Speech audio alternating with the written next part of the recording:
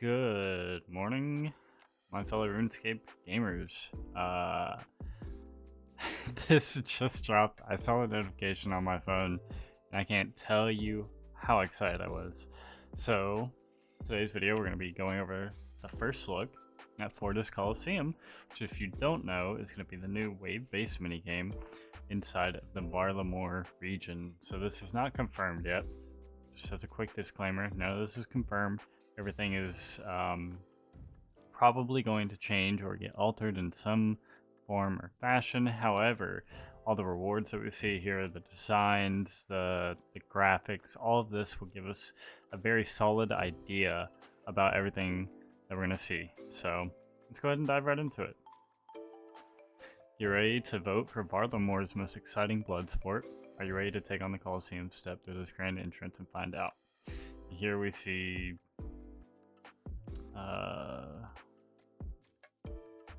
these graphic designs on the statues look completely new, but this is supposed to be a player model, so this is going to be like the size of the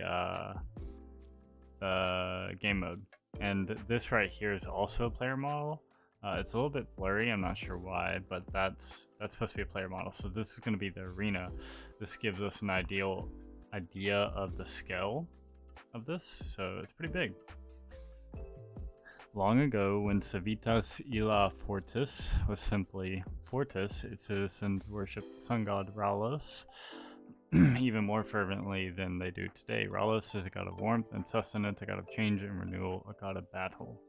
Now, I'm no huge lore expert, but I've never heard of this god before, so maybe this will give us a new lore opportunity.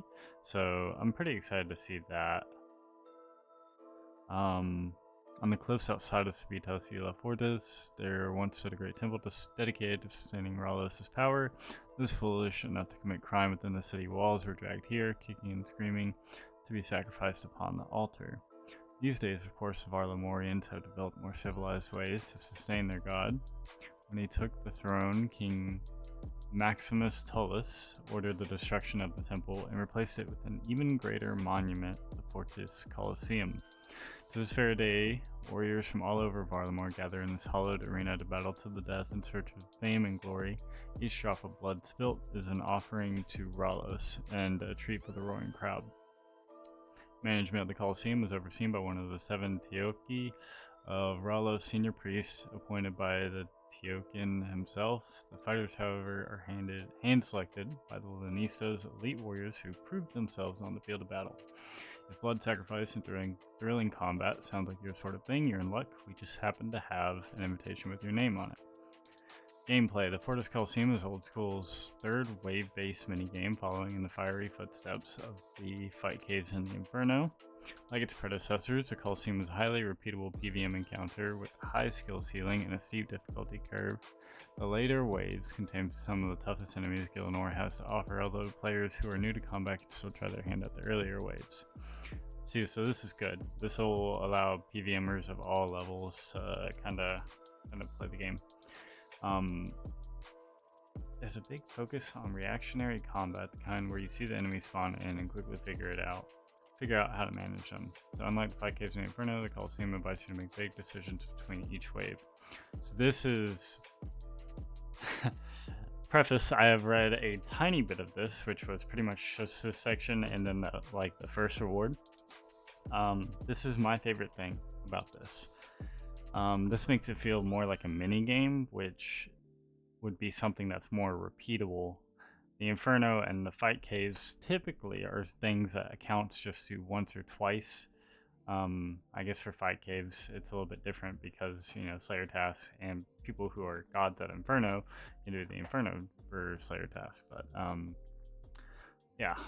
this is going to be more like a mini game than those two are. Modifiers. The modifiers system ensures that no two Colosseum runs will be the same. You might have seen similar systems in roguelites and roguelites. At the end of each round, you'll be given the option to alter your gameplay experience in significant ways, buffing enemies, debuffing yourself, and even altering the terrain for a bigger challenge. I really like that. The selection of modifiers you have to choose from is randomized, but beware, your choice will persist for the rest of your run. Don't bite off more than you can chew. That'll be pretty fun. Thankfully, you'll also be offered another choice at regular intervals. The option to exit the Colosseum with all the loot you've accumulated so far. There's no shame in holding back to fight another day, although the best rewards are reserved for those rare champions who stick it out to the bitter end. We want to keep the specific details a surprise, but this mechanic is at the heart of the Colosseum experience. We can't wait to see you battle through the waves and find out what's waiting at the end. Oh, okay, yeah, here's a more blown up picture of what we saw earlier in the top preview. That's a player model, and this is the size of the arena. Wondering what all will like be interactable terrain, if that makes sense. First, look at the concept art. Check out the shadowy outlines, percent to scale. Fighting to the death and here is sure to be spectacular. Okay, so onto the glory system. And not everyone is in it for the heaving piles of gold you can gain in battle. No, some fighters want something even greater: glory. Within the walls of the Fortis Colosseum, glory is more than flowery language. It serves as a measurement of your prowess and comes with tangible benefits. You'll earn glory every time you complete a wave. How much you get depends on how much damage you took, how quickly you cleared the wave, and the number of arrows you made effectively. It's a reflection of how well you performed. This isn't a currency in the traditional sense. You can't farm it by repeating low-level waves over and over again. It's based solely on your performance, and the better you perform, the more glory you'll accrue. As you gain more glory, you'll gain respect inside and outside of the Colosseum. The regulars will grant you access to untradeable rewards, including a swanky new cape slot upgrade, of course, while ordinary citizens are all over Varlamore. Will recognize you and bestow rewards befitting your station. Outside of the reward space, glory also serves as a way to measure yourself against other players. Anyone can beat the fight caves and crow about it to their heart's content, but glory will let you see which of your friends is really the better fighter. We know that talented PVMers have been competing against each other for time immemorial, or at least since 2013. I don't exactly know what that word means, but I'm gonna assume that it means since the beginning of time, quote unquote, or 2013 in this case. This system makes that official. We hope that it will encourage everyone to get stuck in and improve their PVM skills. That said, there are only so many ticks you can save, hits you can avoid, and enemies you can slay in a single run. To distinguish between the best of the best, we need to go beyond. We need to go endless mode. Those of you who can't get enough of the Colosseum can choose to extend their run by running back every single wave with all the modifiers accumulated so far, plus a few new ones. This is sure to push your glory to new heights if you make it out alive. Of course, few people would put their life on the line without getting anything in return. For your time spent bloodletting in the Colosseum, you'll receive plenty of rewards. You'll earn rewards in two distinct ways. Firstly, after completing a wave, you'll have the chance to earn some unique tradable rewards, which you can choose to cash out the next time you're offered the opportunity.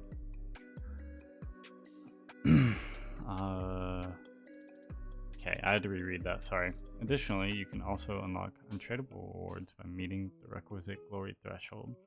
As always, we're open to discussion about what rewards might be on offer. We've already had a few ideas to get things started. Yeah. So these are their base ideas so far. Apparently they are saying that there is more on the table than what is shown here, but we don't have any preview of the rewards that are still yet to be offered or yet to be shown. So first reward, the Glaive of Ros. For starters, we're talking about throwing glaives, not those great big spear polearm thingies, although one of these might prove super cool.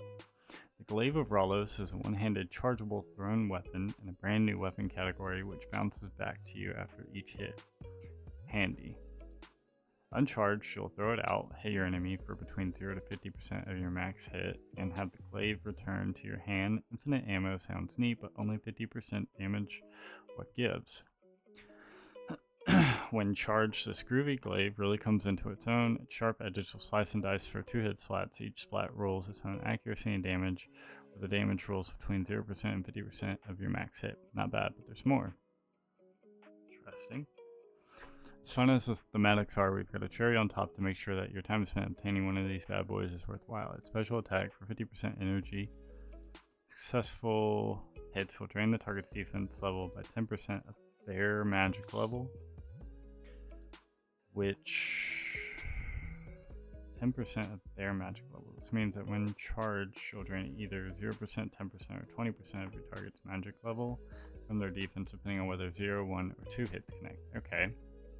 So, in theory, they have 99 magic. 20% of your target's magic level from their defense. So, 99 would be 66 out of their defense. Right? No, I'm so dumb. Why are they making me math this early? I mean, it's like 18 or 19 because, you know, it's almost 100. So, that doesn't seem that good. But I guess it's only 50%, so you can do it twice. I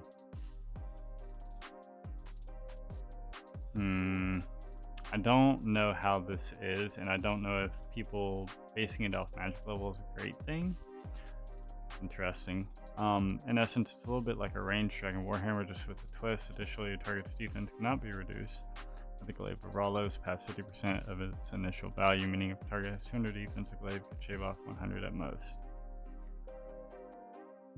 I wonder if that applies to multiple people. So like if you have like 5 people, if it's just capped at 100 no matter like who spec'd, who did what. Here's the stats. There's nothing too special. It has very high range bonus. It's got range strength 45. Attack rate is 7/6 if charged. It's pretty slow. This thing's gonna have to hit some big numbers, but I understand charged it hits like twice, so very interesting. The Dragon Warhammer special attack reduces your target's defense by 30% of its current value, meaning each subsequent special attack drains a smaller number of defense levels than the hits before. The Glaive of Ros drains your target's defense, but the drain is based on the target's current magic level, meaning that subsequent hits should still reduce defense by the same amount since target's magic level likely hasn't changed. That's pretty cool. Against targets with high defense and low magic levels, Dragon Warhammer still reigns supreme as your defense reduction spec weapon. Against targets with high defense and high magic levels, Glaive of Ros should prove to be the better option, especially coupled with multiple chances to hit. It's a little less all or nothing than Dragon Warhammer. Rope here is to add a little more variety when it comes to choosing your spec weapon for certain content. I actually really like this. I've been thinking about this for PvP, thinking about this for PVM. That actually sounds really good. Move beyond the Dragon Warhammer a little in spots and perhaps provide a more enjoyable alternative for any of you irons to grind if you can't bear to look at another Lisman Shaman for the time being, so it's not a complete replacement. So, okay. This actually is like one of the first fixes to the problem that I have with the like in-game PVM content.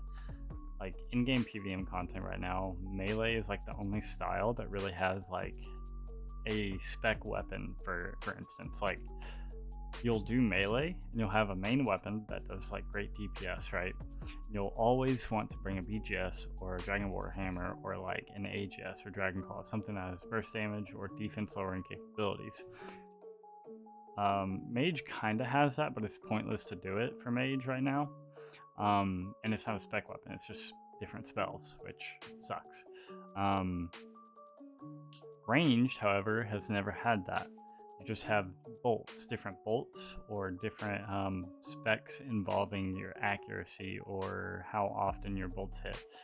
This could be good. This could be like a BGS or Dragon Warhammer, but for range. Really like it. It's good. It's good. It's a good idea. I don't know if this is the right concept that they should use, but this is a good idea. I like it. I'm behind the concept.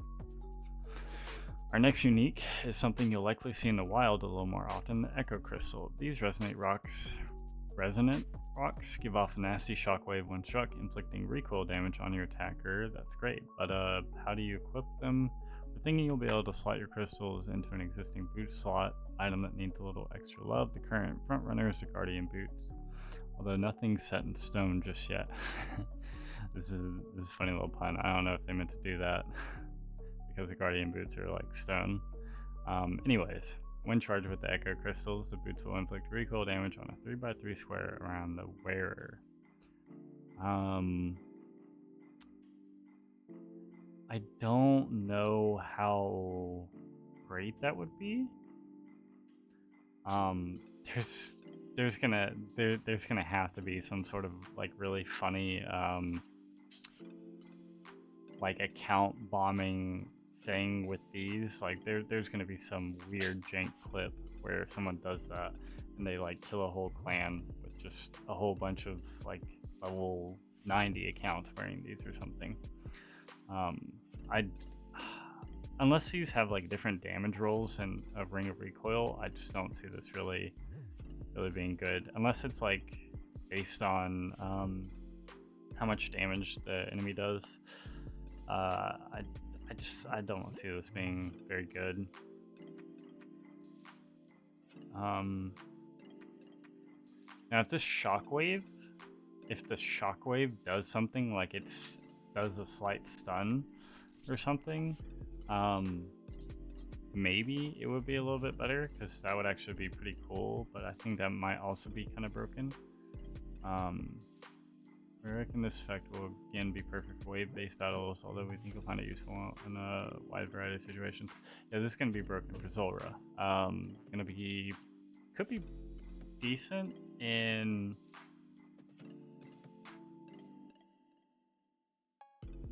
This is gonna have uses in PVM. I can't think of everywhere where it would, because there's a lot of places that like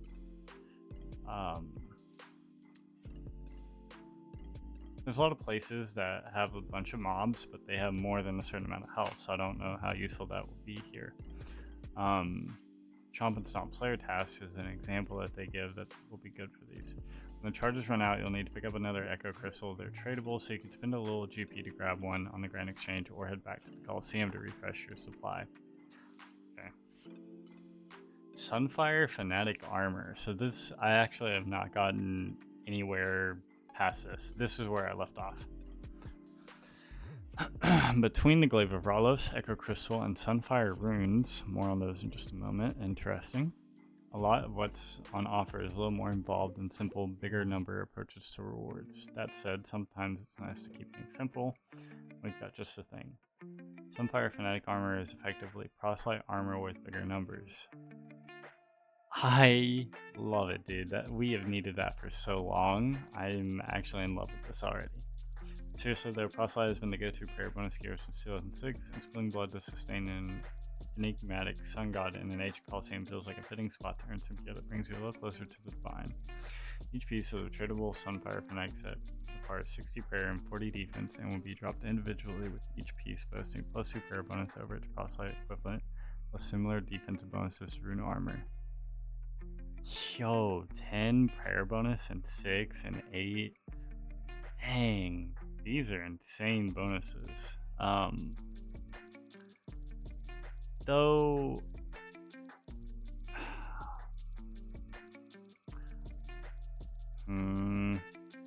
with them offering a ranged weapon here, I feel like the ranged bonus shouldn't be as bad as it is here, but I understand it. Like this has got to be like plate armor type stuff. This is still fine. I'm all for this. I love this. This is really good. This is something that Slayer people are gonna love. What I want to see for this though, I just want to make sure. What worries me is that this is going to be like an in-game quest. If this is something like Song of the Elves, and it's a Grandmaster quest, and it's like so late game locked.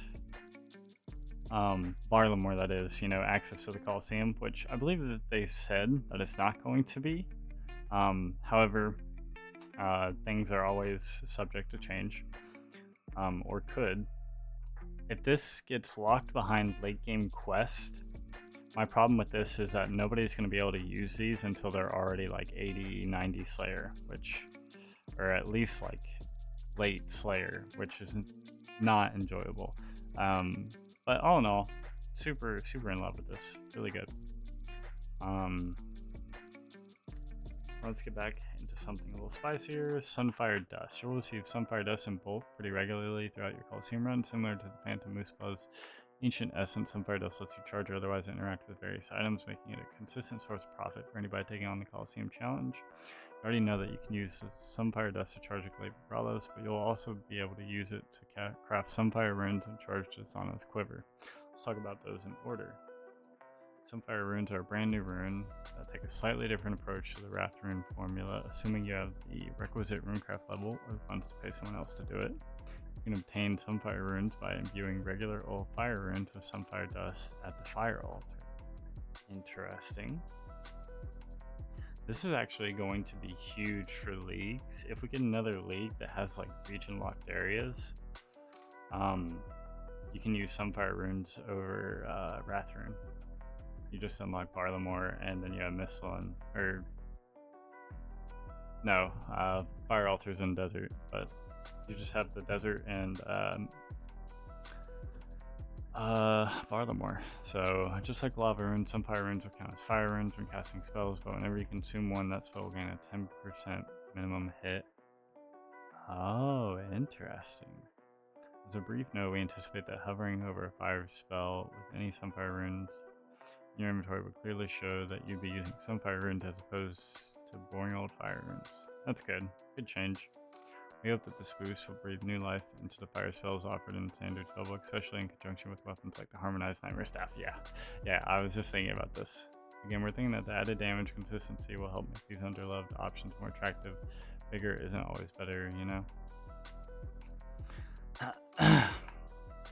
The Zoes Quiver, would it really be a wave-based minigame without a sick cape up for grabs? Okay. Zoes Quiver is our proposal for a new best-in-slot ranged offering in the cape/back slot after almost 6 years of Ava's assembler occupying the top slot. Now, best-in-slot item comes with very high expectations, and in this case you need to put on a truly glorious performance in the Colosseum, make it through every wave, and you should have accumulated enough glory to take home this untradeable unique reward. For your shovel, you'll get +10 range accuracy and +1 range strength over Ava's assembler, and let's face it, it looks much nicer than a rucksack full of magnets and undead animal parts. That is fair. I was kind of tired of looking at the same Ava's assembler on my back for, you know, the past 20 years. So it's got these in quotations. I'm guessing that means charged, or when you have Sunfire Dust in your inventory. Okay, yeah, so you can charge it with Sunfire Dust. The numbers in brackets indicate the stats of the Zoes Quiver when it's charged with Sunfire Dust. More on that in just a sec. So it looks cooler and it's a good bit stronger, but come on, we can't seriously expect you to start picking your own arrows up off the floor. Bring your quiver and your favorite of Ava's devices along to our workshop. She'll apply the same ammo saving effect to your cape. That's 80% pickup rate for an assembler or 72% for an accumulator. I hate that we still have to bring it to Ava. Like, does nobody else know how to pick up arrows, like have a magnet picking device? Like, I'm just sick of bringing every like new item to her and be like, hey, can you like combine this with the assembler? Like, I don't know, and that just feels like a little tedious, and like it's not supposed to. You shouldn't have to do that with everything. On top of all that, you can charge your quiver using Sunfire Dust to gain an additional +10 range accuracy and +1 range strength. Each time you fire a shot, you'll lose a little dust, so make sure to stock up if you want the best bang for your buck. Some of you may be wondering why this new cape slot upgrade is aimed at range, not magic, especially since Mage Arena 2 and Dragon Slayer 2 made their way into the game around the same time. At the end of the day, neither Ava's Assembler nor the imbued God capes are obtained from content suitable for a best-in-slot item. With the addition of Sunfire Runes to add some magic reward, we felt it appropriate to make the Zoes Quiver a ranged item. That's fair.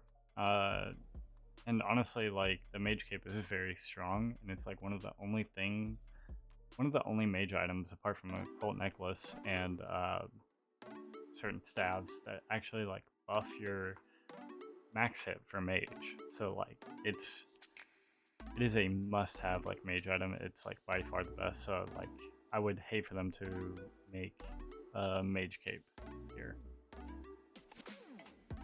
At the end of the day, okay, I already read that.